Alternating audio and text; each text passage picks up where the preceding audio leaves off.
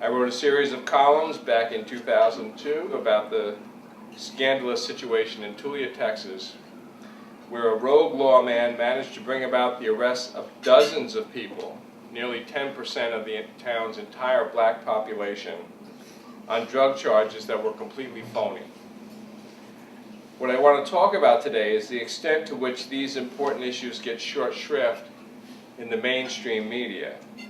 And beyond that, the need that we in the press have for first-class resources that we can draw on in order to get the story straight and give these matters the attention that they deserve.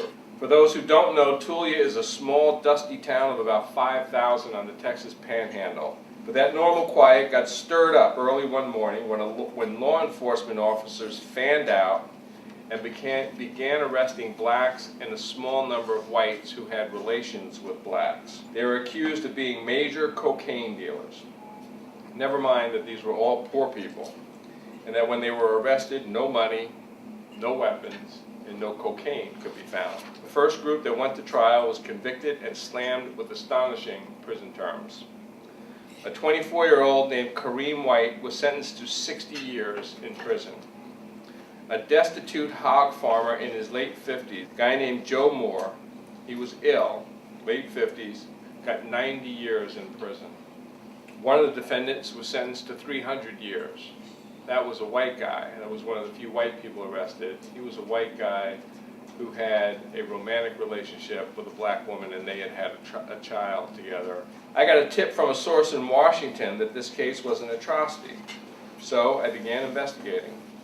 The arrests were the result of the freakish machinations of this one officer, a guy named Tom Coleman, a white man with a wretched work history, who routinely referred to blacks as niggers, and who frequently ran afoul of the law himself. No corroborating evidence, no other officers involved, nothing but Tom Coleman's say-so. The prosecutors, judges, and juries were all white, and they believed anything that Coleman told them. One of the alleged kingpins was a woman named Tanya White. She escaped prison when her lawyers were able to prove that she had cashed a check in Oklahoma City at the very time that she was supposed to have been selling drugs to Coleman in Tulia. Exceptional work by the NAACP Legal Defense and Educational Fund, the William Moses Kunstler Fund for Racial Justice, and other organizations, and the national attention and outrage generated by the columns eventually led to the release of everyone. We do a lousy job covering criminal justice. Unless a celebrity is involved, the press is not much interested. Since September 11, 2001, when the nation's attention understandably became focused on terrorism, no one has been killed in a terror attack in the United States. But over that period, nearly 100,000 Americans have been killed in non-terror related crimes. That's a bloodbath of incredible proportions, 25 times the number of Americans who have been killed in Iraq.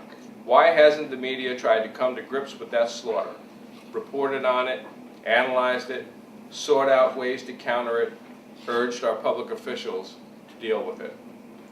34 public school children were killed in Chicago in the 2006-2007 school year. Barack Obama addressed the issue during a campaign stop in Chicago, saying, this is a quote, "In one Chicago public school, a teacher was calling attendance, and when she got to the name of a particular student who wasn't there and had missed a lot of classes, she asked if anyone knew where he was. The answer she got was, he's dead." This terrible national tragedy is hardly limited to Chicago. Go take a look at the homicide rates in places like Philadelphia, Baltimore, and look at what's happening to young people in Los Angeles. These kids and other victims of violent crime deserve our attention, our help, and our protection. But the media has declined to focus on this issue, and I can't help but believe that a big reason is that these crime victims are mostly black and brown and poor. I remember when I was appointed deputy city editor at the Daily News, and they were grooming me at the time to become city editor. They'd never had a black editor attending the SCED meeting where editors pitched their stories, and the news editor determined whether they would go into the paper, and if so, how they'd be played.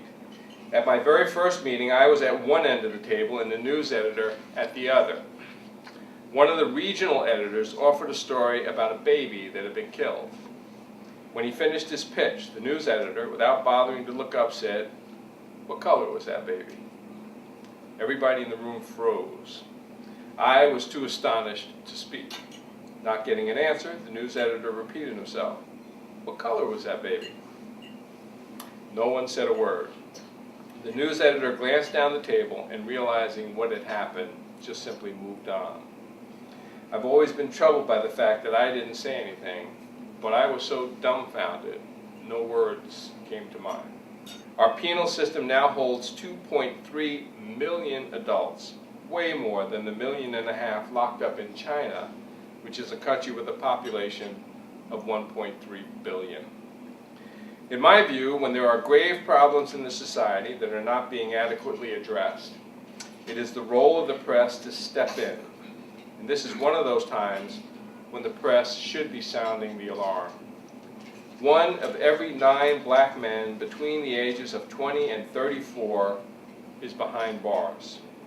According to the Bureau of Justice Statistics, if current incarceration trends continue, 1 in every 3 African American men will be sentenced to serve at least a year in prison at some point in their lives. Over the past year, I've been following a case in the Bushwick section of Brooklyn that illustrates the wrong way to go about fighting crime. A year ago, about 36 grieving young people, teenagers and young adults, who were on their way to a wake for a teenage friend, were surrounded by the police, cursed at, handcuffed, and taken away in police wagons. Several were thrown into jail. There was no excuse for this, none. The kids had done nothing wrong. All were searched, but nothing illegal was found. No weapons, no drugs. The cops claimed that the kids had been on a rampage, yelling, blocking traffic, climbing on top of cars. There is no evidence at all to support that. Witnesses that I personally interviewed said none of that was true.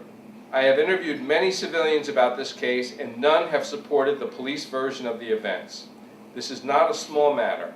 It's a terrible thing if the police have been lying about their reasons for arresting these youngsters. Still writing, I said, excuse me, the official charges make no mention of people climbing on top of cars. It took a while for that tale to develop. The first time I heard it was in an interview I did with Captain Scott Henderson of the 83rd Precinct. That was a few days after the arrest. He said he had seen people walking on top of cars and that several of the youngsters had red bandanas. The bandanas would have signaled that the youngsters were affiliated with the Bloods, the violent and notorious street gang. I asked what had happened to the bandanas. Captain Henderson said he didn't know. I emailed a list of questions to Commissioner Ray Kelly's office, trying to get whatever information might be available to corroborate Captain Henderson's version of events. I asked if there were any other officers who saw anyone on top of cars. I was told that information could not immediately be tracked down. I asked if there were any civilian witnesses to such activity. I was referred to the office of the Brooklyn District Attorney, Charles Hines, which did not provide the identity of any witnesses. I asked if the police department had the names of any youngsters who had climbed on top of a car. I was told no. More than a year has passed since those arrests. Some of the charges against the kids have been thrown out. As I reported, there was no evidence to support them. But some of the cases, these are cases of unlawful assembly and disorderly conduct, are still pending, even after all this time. The kids will not plead guilty because they didn't do anything wrong. And the authorities, in an outrageous abuse of power, will not bring these cases to a close. I believe the police department and the Brooklyn District Attorney's office have been lying. They don't have the goods against these kids, but they refuse to get off their backs. This should be a big story in New York, a scandal, but so far it is not. And that's because not enough attention has been focused on this outrage. If the press were doing its job, the police commissioner, Ray Kelly, and the Brooklyn DA, Charles Hines, known to one and all as Joe, would not be able to get away with this garbage. Where has the press been?